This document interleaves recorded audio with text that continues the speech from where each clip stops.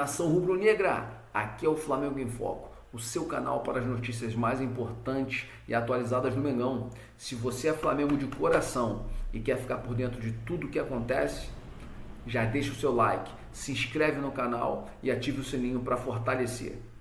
No vídeo de hoje a gente vai estar fazendo aqui algumas análises, alguns reacts aí sobre o Mengão, Com certeza você vai gostar do que vai ver. A gente vai estar primeiramente aí analisando um pouquinho a ESPN, A gente tem aí o Zico falando, o Pascoal. Depois a gente vai partir para um vídeo do Flazoeiro, onde ele traz algumas informações também bem interessantes. E aí, para finalizar, a gente vai ver uma entrevista do nosso jogador, nosso atacante Michael. Vamos pro vídeo. Tem que sair do papel e ir pro campo, lógico. Papel, tem tanta coisa Mas já linda. tá, Pascoal, no mesmo nível? Assim, a gente fala muito dos elencos do Flamengo, o Palmeiras agora faz investimentos até fora do perfil que tinha feito nas últimas janelas e tem um elenco muito forte, mesmo com a saída do Vitinho, a gente sabe disso. Então, assim, entra ali, acho que o Botafogo ainda é esse candidato forte, mesmo com todo mundo que saiu, vai depender muito das reposições das peças que ainda vão sair, mas o Cruzeiro, para você, entra nesse lugar de disputar as grandes coisas da temporada? Eu acho que o Cruzeiro vai se sentar à mesa dos grandes, dos gigantes. Vai se sentar na mesa, como o São Paulo tá, como o Palmeiras tá, como o Flamengo tá, como o Botafogo tá.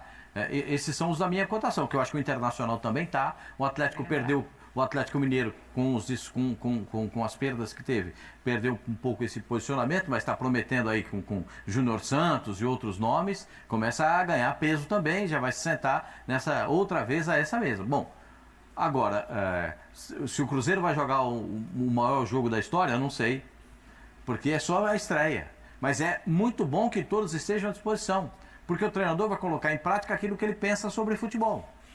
E o próximo jogo do Atlético, ou do Cruzeiro, é contra o Atlético, não é isso? Vai ter um jogo, vai ter um Cruzeiro e Atlético. Porque é São Paulo e Flamengo, Cruzeiro e Atlético. Então já tem Atlético e Cruzeiro. Os dois estão lá, os dois estão... E Atlético e Cruzeiro não tem essa conversa. O Zinho jogou, ele sabe o que é, não tem conversa pra boi dormir, é jogo sério, jogo valendo. Não tem amistoso entre Atlético e Cruzeiro, não tem. Então o Cruzeiro já vai testar o time, o Atlético também deve testar o seu time na partida contra o Flamengo, para ver como é que isso vai acontecer. Eu acho que a ideia de contratações do Cruzeiro é uma ideia muito boa, porque o Cruzeiro perde a Copa Sul-Americana por um número enorme de problemas. A gente pode enumerar. Recém-chegado, foi uma apatia no começo do jogo. Uma tiriça para jogar no começo do jogo. O time quis tirar a pressão e a velocidade do time adversário, mas liberou as laterais para o adversário. Teve muito problema tático de posicionamento. Sim. O Wallace jogou uma má partida. O William jogou uma má partida. O Marlon jogou uma má. Eu posso enumerar do time que jogou 12 que jogaram mal. Tente ver quem jogou bem. Quem jogou bem. Fácil. Não, eu vou dos que jogaram e até os que entraram, alguns não foram bem. Talvez o Mateuzinho tenha ido bem. Talvez o Mateuzinho é exceção. Esse tenha ido bem. E depois o time do Cruzeiro no segundo tempo ainda tentou reagir, mas não tinha mais forças para isso. E isso chamou a atenção, porque quando você perde um campeonato disputando taco a taco, tá lá, perdeu aqui, perdeu nos pênaltis, o cara sai, pelo menos o dirigente, o presidente, o dono da SAF, o Pedrinho, sai, o time pelo menos competiu. Mas não competir, como não competiu, a gente vê toda essa alteração. E para ter toda essa alteração tem que ter um teste, uma avaliação. Eles têm que estar em campo. E a avaliação vai ser feita nesse jogo contra o São Paulo. Eu acho que o Cruzeiro melhorou muito. Muito. Em termos de elenco, muito. Pode ser muito. Que não é hoje, nem agora, nem nesse início. Lá para o meio do ano, lá para frente, quando as competições estiverem mais acirradas, etc., a gente vai entrar naquela de fazer cara a cara. Pode ser que o Cruzeiro perca o cara a cara. Sabe? O Cássio perde para não sei quem, o Gabigol perde para o Pedro, não sei. Mas, como elenco, como time, eu acho que as opções são muito boas, mesmo que, assim, individualmente, se for comparar com o cara, o Botafogo não sabe que Botafogo será ainda, A gente só está vendo falar de saídas e tal, O Flamengo, sim, não vai mudar tanto. O Palmeiras a gente já tem uma ideia, mas mesmo que perca, você olhar assim 15, 16 jogadores desse Cruzeiro, opa, o Diniz aí, se acertar a mão, vai ter um time muito bom, muito competitivo, e é o que o torcedor está esperando, né? E o cara que pôs o dinheiro, o Pedrinho, também, né?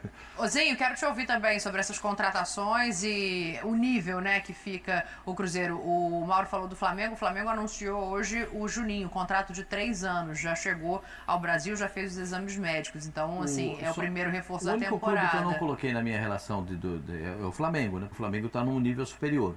Os outros sim. Os outros tem. É verdade, né? O Flamengo tá em outro patamar. Gostei disso, hein, Pascoal? Entendi, agora entendi. Tinha ficado na mesma prateleira, Tetra, agora já veio por isso que eu não coloquei o Flamengo. Flamengo é de outra. É o Flamengo, e aí depois vem a segunda, depois vem a terceira e tal. É o Tem Flamengo. certeza disso? Vou responder com uma letra só. Se eu tenho certeza. É, Tetra. Ai, ai. Não, é assim, se todos os jogadores retornarem, o elenco do Flamengo é o melhor. Todos os jogadores à disposição. Eu acho que para esse início de ano, da minha parte, eu seria até assim, me equivocando de dizer qual é o melhor. Porque os elencos não estão prontos ainda, não estão todos à disposição dos seus treinadores. O time, o grande campeão de 2024... que tem uma base muito forte aí, montada, que se apresentou acho que ontem, né? O Botafogo. Sim, antes de ontem, desculpa. Já anunciou, pelo menos, assim, perdeu o seu treinador e, no mínimo, 2 peças que são grandes destaques, que é o Luiz Henrique e o Almada. Sem contar no banco de reserva, que a maioria saiu, né? Que dava opção. E que vão ser titulares do outro time. Um, inclusive, vai começar o jogo hoje, como titular, o Eduardo, que no Botafogo perdeu espaço, né? E é muito bom jogador. Então, assim, tem muitos elencos que a gente ainda precisa ver o jogo acontecer. O Cruzeiro é um desses. Contratações maravilhosas. Mexeu no mercado, trouxe a parte midiática lá em cima. Dudu, ídolo do Palmeiras. Gabigol, ídolo do Flamengo. Estou ficando nesses 2. Então, a repercussão é muito maior. A expectativa é muito maior de todos. Mas eu, como um ex-atleta, que sei que nome não resolve, só o nome não resolve, tem que correr, tem que se entrosar, tem que encaixar. Já vi muitos times, inclusive eu participei de alguns. Eu lembro quando eu cheguei no Grêmio, em 2000, quando eu fui contratado. Veio a Astrada da Argentina, o Amato, que era argentino, que jogava na Europa, Paulo Nunes, eu, Marinho, Anderson Lima, e vários. Ainda tinha lá Roger, Danley, Mauro Galvão, Valdo, chegou depois Luizão. Que elenco, Dream Team! A Ivete Sangalo foi na abertura, cantou antes do jogo, o Estádio Olímpico, ainda era Estádio Olímpico, lotado! Foi um fiasco o nosso time, tomamos pancada, perdemos de 3-0 na final pro Caxias, do Tite, perdemos o Gaúcho, fomos eliminados da Copa do Brasil, tomando de 4-1 da Portuguesa de São Paulo. Mudou 3, 4 treinadores, olha que tinha treinador, Leão, Celso Roth, Antônio Lopes, só lembro de nome. No finalzinho que chegou o Tite depois, no outro ano. Então, assim, Flamengo, Romário, Sávio e Edmundo, lembra? Ataque dos sonhos. E aí a gente vai falando. Quer ir pra Europa? Tava lá, Zidane, Figo, Beckham, os Galácticos e tal, Vanderlei treinador. Às vezes tem nome é uma coisa. No nome tá maravilhoso, eu também concordo, olho pro elenco que o Cruzeiro tá montando, eu falo, rapaz, se encaixar, se der liga, se esses caras estiverem todos concentrados, sem vaidade, pensando no conjunto, pensando no grupo, pensando no coletivo, porque talentosos são demais. Mas se não tiver conjunto, organização, só o nome, só o talento não vai ganhar sozinho. Vai ganhar um jogo, vai ganhar 2 jogos, mas o campeonato você precisa de um elenco focado, organizado e todo mundo com o mesmo pensamento. Se isso encaixar, o Cruzeiro tem perspectiva de um ano maravilhoso. Agora, seguindo, a gente vai com as notícias com o nosso amigo Flazoeiro. Crédito para o canal dele. Está muito próximo de contratar um outro volante. Esse volante que joga no Real Sociedad, chegando no Arsenal, fica mais fácil da equipe inglesa liberar o jogador, já que ele pode assinar um pré-contrato. Flamengo segue aí as conversas e as negociações. E sim, gente, é grande a chance de se contratar Jorginho para o meio-campo do Mengão. Saindo do Jorginho, deixa eu falar sobre o Ayrton Lucas. A informação que saiu na Turquia é que o jogador está na mira do Fenerbahçe. E aí a informação é que o técnico José Mourinho pediu a contratação do atleta e o Fenerbahçe pretende ou não...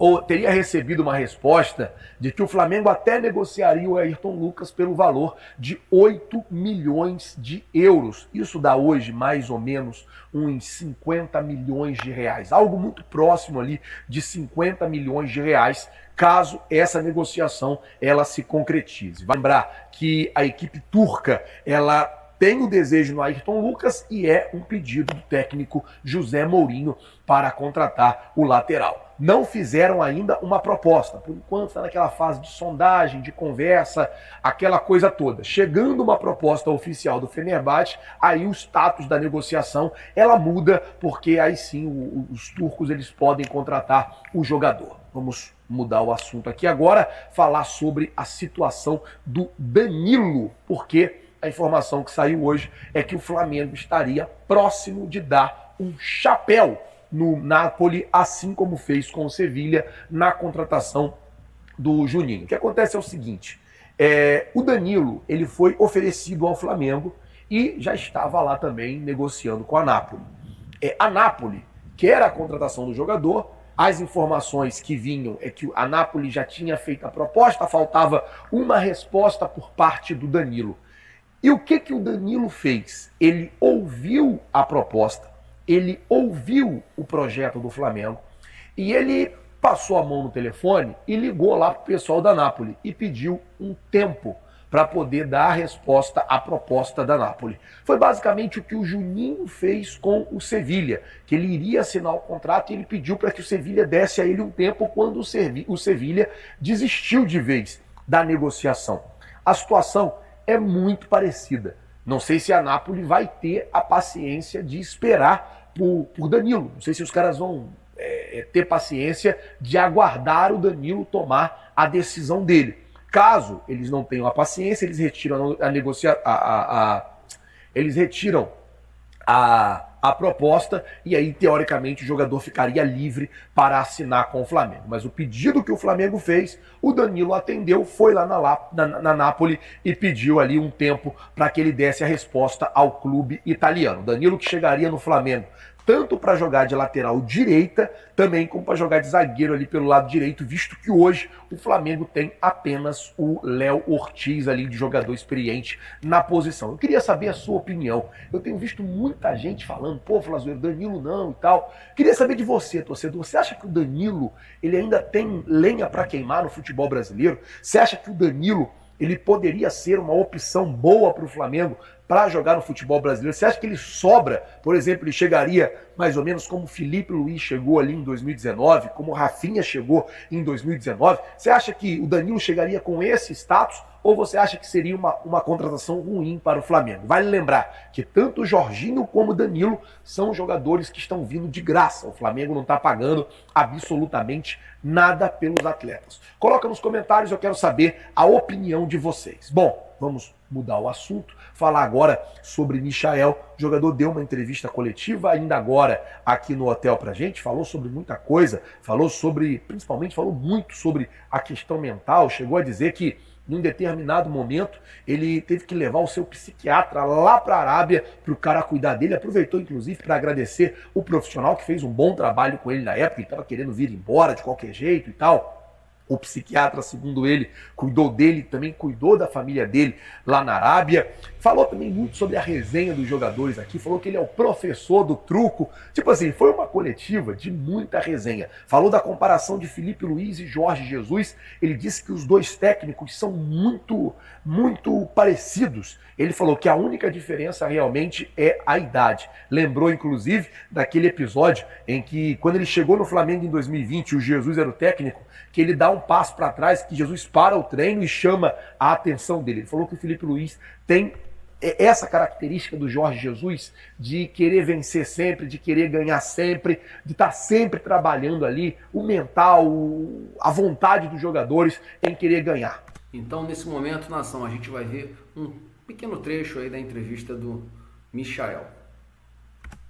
Misha, a gente no ano passado, né, acompanhando o Flamengo, a gente viu um defeito, digamos assim, da equipe, que era a dificuldade de finalizar. Finalizar, o time trocava passe, chegava perto do gol, mas não finalizava.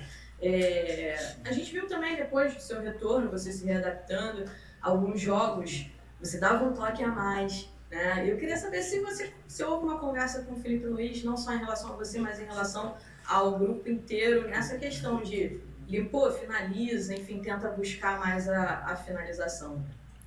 Então, quando eu cheguei, o time já estava totalmente estruturado, sabe, bem treinado, na minha opinião. Mas todo clube, ele vai ter uma falha, vai ter alguma coisa, sabe? Mas eu acho que não é a questão que não finalizava ou deixar de finalizar. Eu acho que às vezes a gente quer limpar para ver um espaço, ou a gente entende uma jogada que outros não entendem, sabe? Mas quando eu cheguei, eu sempre pego a bola, eu tento visar sempre um passe. O chute meu é o último plano. Eu nunca penso sempre em eu fazer gol. Eu não quero eu.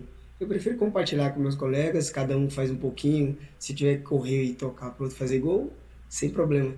Mas e uma das coisas que o Felipe também preza muito por isso, e eu já estava sendo acostumado também lá atrás com os treinadores, é a equipe. Porque o que importa é a equipe.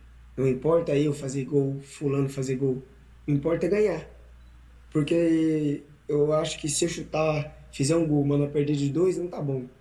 Agora, se eu pegar, tocar, correr pro parceiro meu, mas ele lá fazer o gol, e ganhar de 1-0, já tá valendo. Mas o Felipe, ele quer sempre mais.